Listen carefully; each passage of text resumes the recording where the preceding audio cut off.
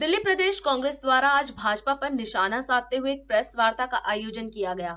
इस अवसर पर दिल्ली प्रदेश अध्यक्ष अनिल कुमार चौधरी व अन्य वरिष्ठ कांग्रेसी नेता उपस्थित रहे। कार्यक्रम को संबोधित करते हुए चौधरी ने भाजपा के पुराने संकल्प पत्र और नए संकल्प पत्र के अंतरों को दिखाते हुए विपक्षी पार्टी पर हमला बोला और उन्होंने भाजपा पर अस्थायी कर्मियों को भूल जाने, ठेकेदारी के नाम पर लूट मचाने और SC/ST फंड के सही उपयोग न करने का आरोप लगाया। इसके अतिरिक्त समाज सेविका ज्योत्सना गोगिया का भी पार्टी में स्वागत किया।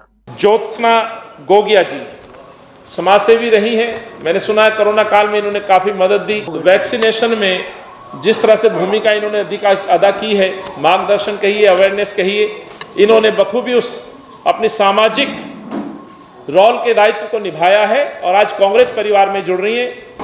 आप स्वागत है आपका। किस तरह से 2013 से अरविंद चुप हैं और भाजपा के प्रधानमंत्री, भाजपा के नेता केवल इश्तिहारों में बच्ची बचाओ बच्ची पढ़ाओ जैसे नारे तो देते हैं, लेकिन इस समाज को अधिकार नहीं देते। उनके मैनिफेस्टो की मैंने आपको कॉपियां रखी 2017 की और अभी की। इसे संकल्प कहिए या धोखा संकल्प कहिए, जो राजीव गांधी आवासीय योजना में भी हुआ और जो इनके सफाई कर्मचारियों की नियुक्तियों को लेकर के भी हुआ। देखिए, भाजपा हमेशा से गरीब और दलित विरोधी रही है, इसमें कोई नई बात नहीं है, लेकिन उसका साथ भी अरविंद केजरीवाल लगातार दे रहे हैं। मैंने आज दोनों की जो कथनी करने का फर्क है वो आपके सामने रखा है। मैं आपको दिखाता हूँ, ये 2017 का बीजेपी का मैनिफेस्टो है जो संकल्प पत्र कहलाता है, और ये इस बार का है। दोनों में अंतर ये कि तस्वीरें बदल गई हैं। जिस तरह से तस्वीरें बदल गई, ये वादे भी बदल गए।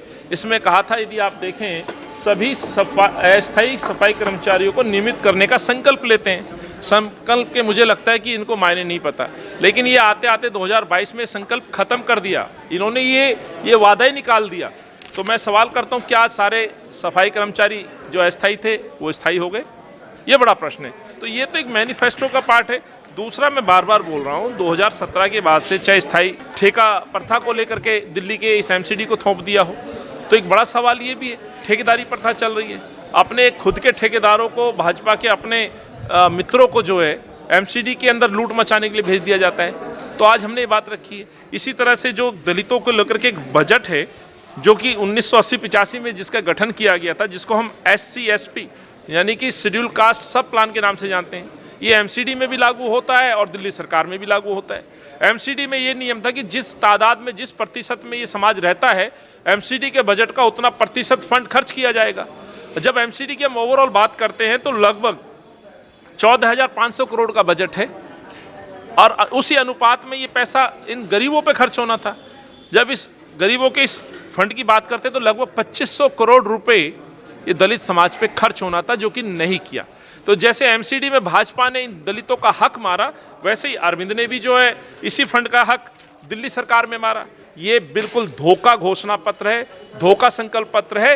ये मैं पहले ही साबित कर चुका हूँ। और अधिक खबरों के लिए आप हमारे YouTube चैनल दैनिक इंडिया दर्पण को अभी सब्सक्राइब करें और नोटिफिकेशन के लिए बेल आइकन को प्रेस करना ना भूलें।